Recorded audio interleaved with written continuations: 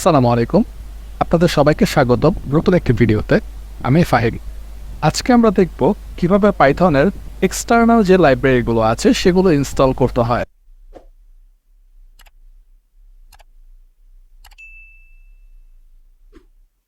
External package ইনস্টলের জন্য আমরা পিপ নামে একটি প্যাকেজ ম্যানেজার ব্যবহার করব। আমরা যখন পাইথন ইনস্টল করেছিলাম এবং পাইচার্ম ইনস্টল করেছিলাম তখন পাইথনের ভার্সনটা ছিল 3.12 or 11 এরকম একটা সামথিং একটা ভার্সন ছিল। তো আপনি যদি পাইথন 3-র কোনো ভার্সন ইনস্টল করে থাকেন তাহলে পিপ যে প্যাকেজ ম্যানেজারটি রয়েছে সেটি আপনার অটোমেটিক্যালি ওই পাইথনের ওই ভার্সনের সাথে ডাউনলোড হয়ে যাবে। তো আমাদের পিসিতে পিপ নামে যেই ফাংশনটা আছে বা প্যাকেজ ম্যানেজারটা আছে এটা ইনস্টল হয়েছে কি না সেটা আমরা কীভাবে বুঝবো, সেটা বোঝার জন্য একটা উপায় আছে, একদম সহজ। এটা এই যে আমরা এখান থেকে কমান্ড প্রম্পটটা ওপেন করব। ওপেন করে সিম্পলি এখানে জাস্ট লিখবো পিপ। জি, এখন পিপ লিখে জাস্ট এন্টার করে দেবো। এন্টার করার পর আমাদের সামনে যদি এরকম একটা ইন্টারফেস আসে যে এখানে অনেক ধরনের কমান্ড আছে, এই যে ইনস্টল ডাউনলোড এরকম অনেক ধরনের কমান্ড রয়েছে, অনেক কিছু লেখা আছে, ইনস্ট্রাকশন রয়েছে। তো এই টাইপের যদি কোনো ইনস্ট্রাকশনস দেখতে পান আপনি তাহলে বুঝবেন যে আপনার পাইথনের সাথে পিপটা ইনস্টল হয়ে গেছে। আর যদি কোনো ইরর দেখতে পান অথবা এই কমান্ডগুলো না আসে তাহলে বুঝবেন যে আপনার পিপটা ইনস্টল হয়নি।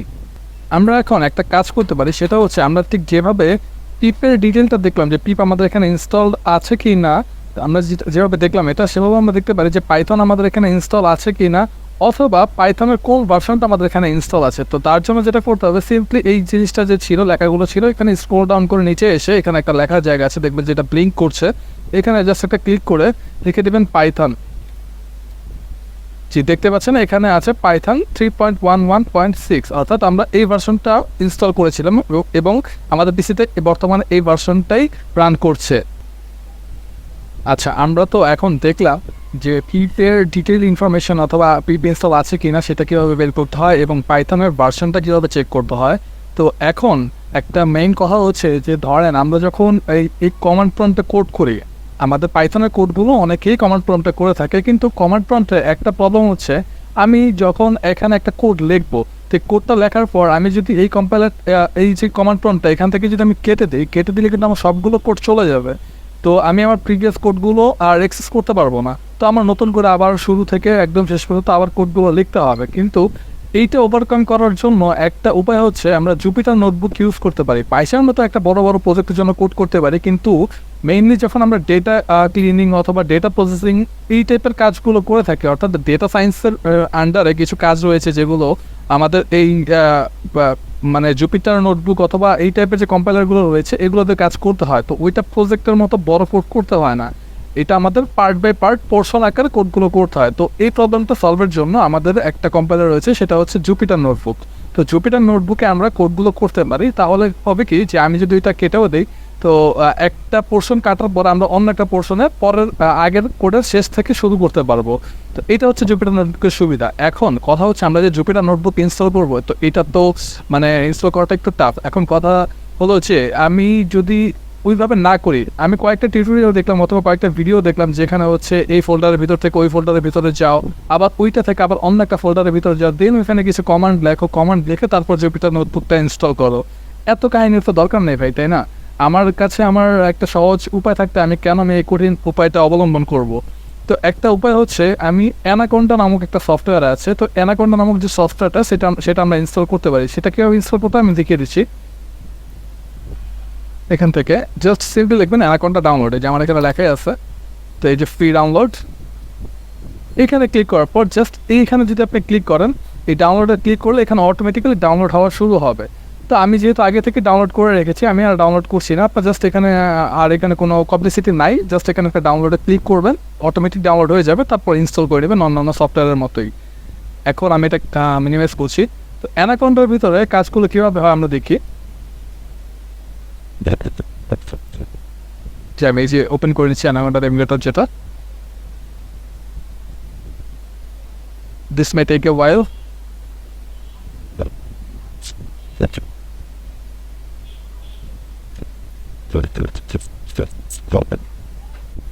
জি, দেখতে পাচ্ছেন এটা যে ইনিশিয়ালাইজিং হচ্ছে।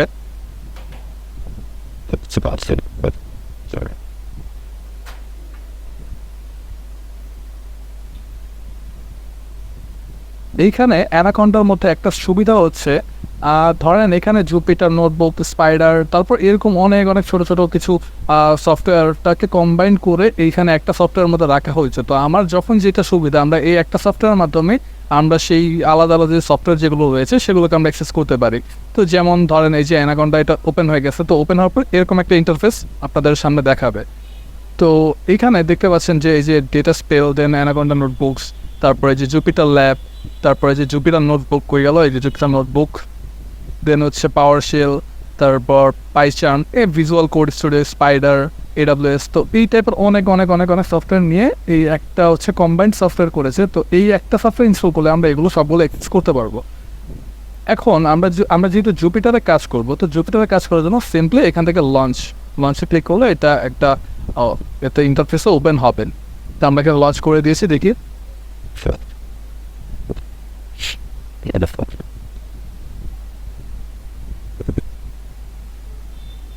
জি, এখন দেখতে পাচ্ছেন যে এখানে আমার এই জুপিটারের একটা ইন্টারফেস চলে আসছে। এখন আমি একটা কোড লিখতে চাচ্ছি, অথবা আমি কোডটা কীভাবে লিখবো বা পোর্শন আকারে এটা কীভাবে কাজ করে আমি সেটা দেখবো।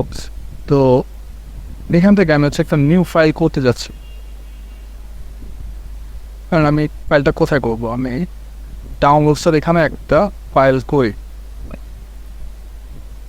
এই যে এখানে নিউ, যে দেন হচ্ছে Python 3, এটাতে ক্লিক করবো। যেটা আমরা Python 3 ভার্সনটা ডাউনলোড করেছিলাম এবং আমরা Python 3তেই কাজ করবো। বর্তমান রানিং যে সিরিজটা আছে সেটা Python 3 এর সিরিজ। তো এখন কথা হচ্ছে আমি এখানে যদি নামটা দিতে চাই, আমি যে ফাইলটা লিখবো সেই ফাইলের নামটা দিতে চাই। তো আমি এখন কী নাম দেবো, ধরেন এটা টেস্ট পারপাস, টেস্ট। তো আমি টেস্ট লিখলাম নামটা, এখান থেকে আমরা রিনেম করতে পারবো। এখানে জাস্ট ক্লিক করলে এখান থেকে আমরা রিনেম করতে পারবো। এখন এই যে দেখেন আমি যেটা বলেছিলাম, পোর্শন বাই পোর্শন কোড এখানে করা যায়।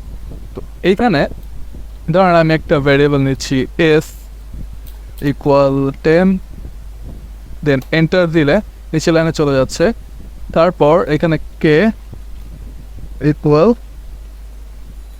90, দেন বাইন ইকুয়াল এস প্লাস কে। ওকে, সো আমরা এটাকে এখন ক্লিক করবো প্রিন্ট।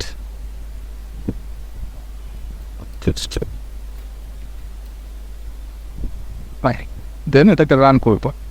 জি, দেখতে পাচ্ছেন এখানে রান হয়ে গেছে 100। এই যে দেখেন আমরা কিন্তু পোর্শন বাই পোর্শন কোডটা করলাম। হ্যাঁ, প্রথমে পোর্শন, এই যে দেখেন যে এখানে 1 লেখা আছে, এটা হচ্ছে ফার্স্ট পোর্শন। ফার্স্ট পোর্শনের মধ্যে আমি ভ্যারিয়েবল ডিক্লেয়ার করলাম, ভ্যারিয়েবল ডিক্লেয়ার করে তার মধ্যে একটা ভ্যালু অ্যাসাইন করলাম। অ্যাসাইন করার পর তার মধ্যে একটা কন্ডিশন দিয়ে দিলাম, কন্ডিশন অথবা আমি একটা অপারেশন বলে দিলাম যে তুমি এই অপারেশনটা করো। তো এই অপারেশনটা করার পর আমি সেকেন্ড পোর্শনে যে হচ্ছে আমি একটা এটাকে একটা কমান্ড দিলাম যে তুমি এই কাজটা করো, আমাকে প্রিন্ট করে দেখো অথবা একটা ইনপুট নিয়ে দেখো, যা কমান্ড দাও সেকেন্ড পোর্শনে যে দিলাম। দেওয়ার পর সে কিন্তু এইখানে সেকেন্ড পোর্শনে তার রেজাল্টটা দিয়েছে। হ্যাঁ, যে এই যে 10 + 90 যোগ করলে 100 হয়। তো 100 রেজাল্টটা কিন্তু সে আমাকে দিয়ে দিয়েছে।